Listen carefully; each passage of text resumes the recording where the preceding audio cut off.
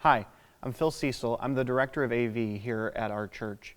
And I want to make a couple of quick videos, hopefully quick, just kind of detailing out some of the basic operations of our soundboard. This is an Avantis console. It's made by Allen Heath. It's a really good board. I really like it quite a bit. In this first video, I want to take some time to do a quick overview of the board, show you a few of the things that will be important for you to remember, and some just basic quick action things. And once we've covered a layout, we'll kind of begin to move into some input stuff and then some output. All right, the first thing we're going to cover is just an overview. So when you look at the board, it's divided up into what we would call two banks. So there's one screen over here, one screen over here, and they correspond to what this is a bank and a bank over here. So there's a bank of faders and a bank of faders. And what that means is you have independent control of what's on these screens. So I could pull up an EQ on this screen, or over here I could maybe open my scenes, or I could open, maybe metering or something like that.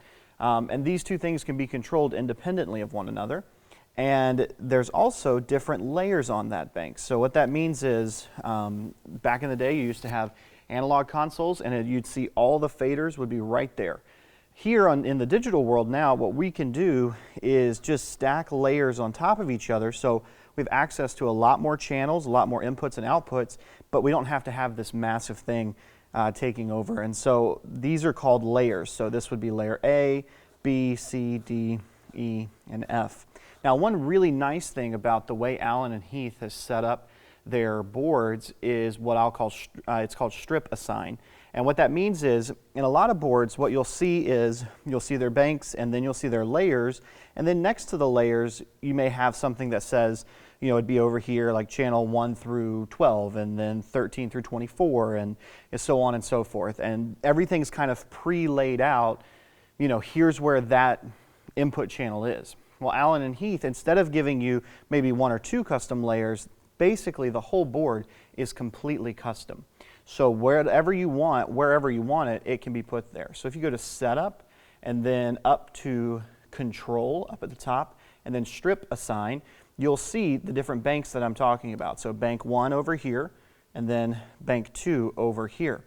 Then you'll see the strips. So we could work our way through the layers here. So let's go to maybe the bottom layer, and I see I've got some space. Well, if I wanted maybe the piano, maybe a vocal, maybe a choir mic, whatever, I can just drag and drop anything there, and you'll see input up here at the top, 1 through 32. Maybe there's a wireless mic back here that you want. There's wireless D.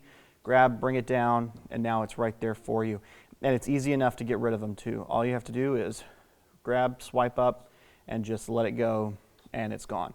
And now this is nice because what I like to do is I like to make sure for a service, everything you need is going to be on one layer for the most part. Sometimes that's not possible, but a lot of times as best we can, I like to leave the bottom layers for everything that we'll need. So let me show that to you here.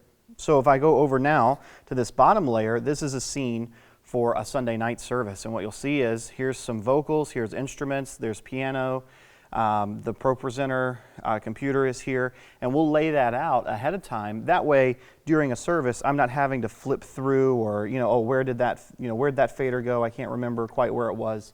Everything's laid out for you, ready to go. Okay, the next thing I'm going to talk about is layout. How is our board, for the most part, laid out? And so over here in Bank 1, this is where we keep all of our inputs. So the first couple are kind of assigned in the traditional way.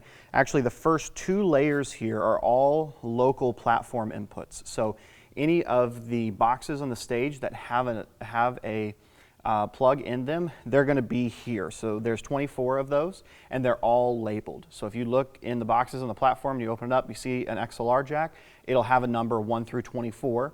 You plug a mic into that, and you come up here, layers 1 and 2, 1 through 12 there, 13 through 24 here. That will correspond to the mic you're looking for. So, let's say you want to plug something into mic 4, plug it in, open up your gain. Maybe you need phantom power for that, turn it on, you're ready to go. You can set a gain level, and now you've got a mic that's working and you're ready to use. That's the idea, that they're there in case you need them. You don't want to be digging through menus and looking for them, okay? So over on Bank 1, that's what I said there, we've got through 24 inputs. Then we also have an expansion box that sits on the platform. It's a black box about this big, and it connects in through Allen and Heath's. They have a protocol that they use that everything kind of runs over Cat6. So that box, there's a couple of different input jacks it can be plugged into on the platform. For the most part, it lives on stage left over here. And you'll see we have a number of things plugged into that as well. So those then begin here in layer C, and you'll see those inputs there. So same thing. You know, if you need something plugged in, you know, maybe it's channel 8, okay, starts here. You know, here's number 8, plug it in, it's ready to go, or number 1 through 4, or whatever it might be. So those are available to you in case you have to use them or need them. So in this next layer, that's where you'll see the choir there. And then after that, these inputs here on layer E are the wireless stuff and the stuff that's local to the board. So up here in the sound desk, we have an audio rack up here that's got all of our wireless mics in it. That's where these are all plugged in. And then these are local inputs to the back of the board that you won't use a ton. The one that will come up is Pro 7 right here. This is the ProPresenter computer that runs in the auditorium. So if somebody has a video or something like that, that's where that audio is going to come in at. And then the final layer here is typically a Sunday night. I've got it set a little differently for these videos. I want to show you a variety of instruments and how we can use them and help blend them together. But typically you'll have a Sunday night layer set here, and that's where everything you'll need. Over on bank 2, this is primarily the output section of the board. That's a fairly standard setup.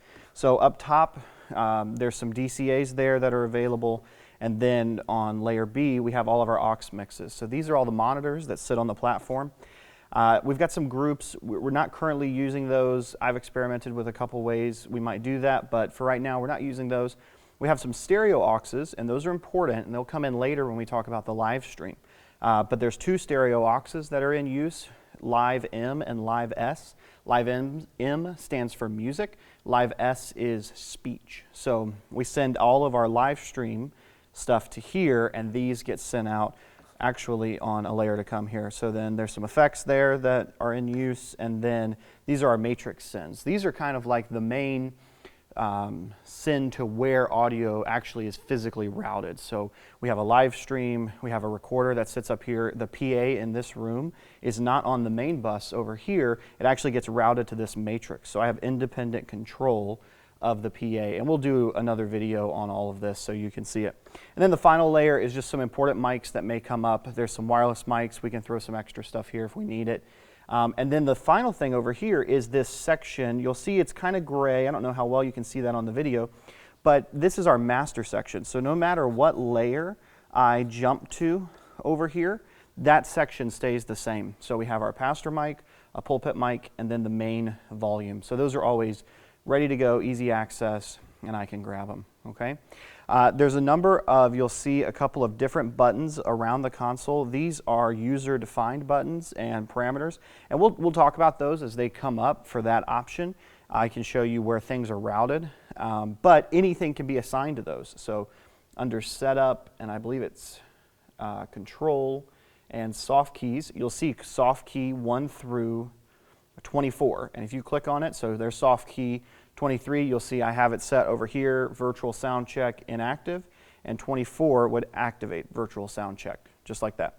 So that's quick and easy. These are all assignable. You know, if you find there's a function you need or something like that, you can use these to get at that function very quickly, and we'll talk more about those as it comes.